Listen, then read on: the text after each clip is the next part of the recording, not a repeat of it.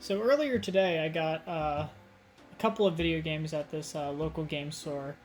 Uh, I say local, but it's a town over. It's about 15 minutes away from where I'm at. But my town doesn't have a video game store, so whenever I have to go get video games, especially of the NES variety, I go to the town over, and they have a really nice game store. I've been there for years now. Pretty much since I started video game collecting, they've been around. So they always have a pretty big selection of stuff. So every once in a while, I like to go there and just see what kind of stuff they've got in currently. And I picked up these four today, and I just want to talk about them because I really have nothing else to do. But before then, I need to get a drink of Dr. Pepper. Be right back. I don't go anywhere without a spare Dr. Pepper on hand. Not sponsored. Maybe one of these days, though. Dr. Pepper, hit me up. Alright, so I got 4 NES games today. That was pretty much the haul today. Got it for about $30, which honestly, for a game like Donkey Kong Classics, which I'll talk about in a little bit, was actually a pretty good deal in my eyes. The retro game market is so bad nowadays. With prices and everything, that honestly $30 for 4 NES games is not a bad deal, especially if you're going for stuff that is actually of some worth, like Donkey Kong or any like big names in gaming. So honestly, kind of okay with it. Also, we'll get into the whole price and why it was $30, because some of these aren't really worth all that much, but anyways, let's just get into it. First game that I noticed was Donkey Kong Classics, and I've been wanting to get Donkey Kong for my NES for a while, but finding the actual just regular Donkey Kong is pretty hard to do. Usually, the one that I saw at the store there was about $30 loose, and that's kind of ridiculous, so I didn't want to go for that. And trying to find like Donkey Kong and Donkey Kong Jr. Just by themselves is kind of difficult. I don't really know why, but Donkey Kong Classics is usually pretty easy to find. This one was $16.99. They had a couple other copies there as well that were like $20 plus dollars. And so I found this one that was on the shelf, and it came in a protective case. Let me go see if I can get one. Yeah, this protective case. This one doesn't have the logo, but there was another one that came with one of these games that actually does have the Nintendo logo on it. But it's nice to have. I mean, I don't have it for every game, so I don't really try to like keep these for every game that I have. They're not really that necessary because cartridges are bulky enough. They don't really need all that much protection, but it's nice to have. So it came with that.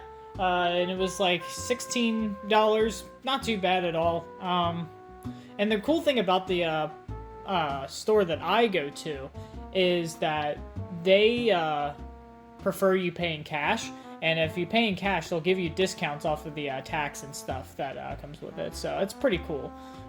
So really, I got a pretty sweet deal for it. Donkey Kong Classics has Donkey Kong and Donkey Kong Jr. included, and considering both of those games would go for double what this was worth, I think this was a pretty good deal, so I thought I should pick it up. So, pretty happy with that purchase. The next one that I got was Anticipation, and this one I think was $4.99, somewhere around there. Not too bad for this game. I've been wanting to pick up this game for a while. Anticipation is a really cool party game type of thing.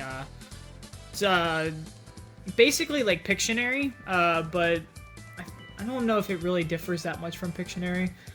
Basically, it just like draws out like the thing that you're supposed to guess, and you go around on like this little like virtual board and stuff. It's really fun. I'll have to talk about it in length at some point, because it's always looked like a really fun game, and I played it on emulators a couple of times, but it's really nice to have the physical thing.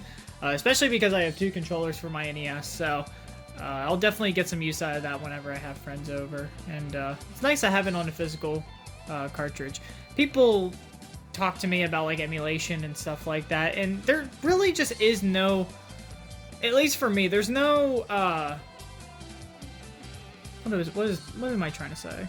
At least for me, there's no replacement for having the actual game in your hands, putting it in the actual system that it was intended to be on, and playing it on a TV that it was intended for. A big CRT TV, or a little one, either or.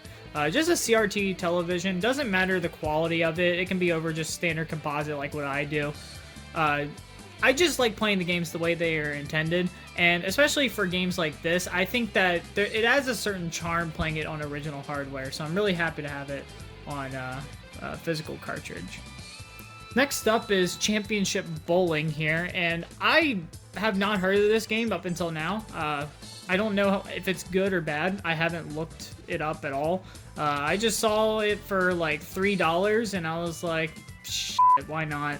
And plus, it not only came with the dust cover, I think this is the actual dust cover that goes with this one, but I'm not really sure. But it came with a dust cover and the original manual, which is kind of falling apart, unfortunately. But it comes with the original manual, which is pretty nice to have for these older games. I think I have the original manual for my copy of Ice Hockey. So, thank you for buying Championship Bowling, 1989 Romstar Inc. Romstar is a great name for a company. This is a high-precision game pack. Do not store it in places that are very hot or cold. Never hit it or drop it. Do not take it apart. They are very particular about that. But yeah, having a manual is pretty nice. I don't collect manuals or anything like that, and I don't really look at them, honestly. But like I said, it's just nice to have this on hand. And the fact that I got the manual with it and a dust cover for like, it was probably like $3 or $4. I can't even remember now, but still, really cool. And last but not least, we have Xevious here. And Xevious is a game that I've seen on many different consoles. And I've looked at it for years now online, like gameplay of it and stuff. And it looks really fun. And I've never actually played it myself. I've just seen it a lot of times, and it's looked fun. But again, I don't really like playing games on emulators that much if I can help it. And luckily, this copy was pretty cheap as well. Probably around $4 or $5, somewhere around there. Xevious on the NES, I'm not really familiar with that version in specific. I'm actually very familiar with the Atari 7800 version, but I don't have an Atari 7800 because those things are outrageously expensive nowadays, and I don't know why. I don't know why people have it at such a high price. The only reason I can see it is for that power supply, because finding the power supply is basically unobtainium if it doesn't come with your system already, because it's a proprietary plug and everything, and it has a weird voltage, I think. So if you don't have the original cable, you're basically shit out of luck. So I guess that's why those are really expensive. But anyways, that's the version that I'm most familiar with. I'm pretty sure it was an arcade game as well. So yeah, I'm pretty sure it was an arcade game. I haven't really researched any of these games at all, if you couldn't tell. But Xevious on the NES, I have seen a little bit of footage of, but mainly the Atari 7800 version. But really cool to have this on hand. I'm gonna play it here after a while and see how good it is. But yeah, it's pretty cool. So that's it. That's all for these games. As of right now, with this channel, you'll probably notice if you've been subscribed for a while and you saw like the NASCAR stuff that I uploaded beforehand, I've basically privated all of those. I kind of want to shift focus on this channel and try to do something different with it.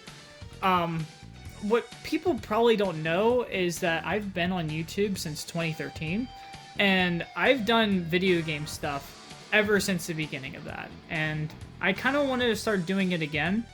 So what I've been trying to do is trying to find some nice recording equipment for my older systems so that I can start making videos with them. We'll see how it goes.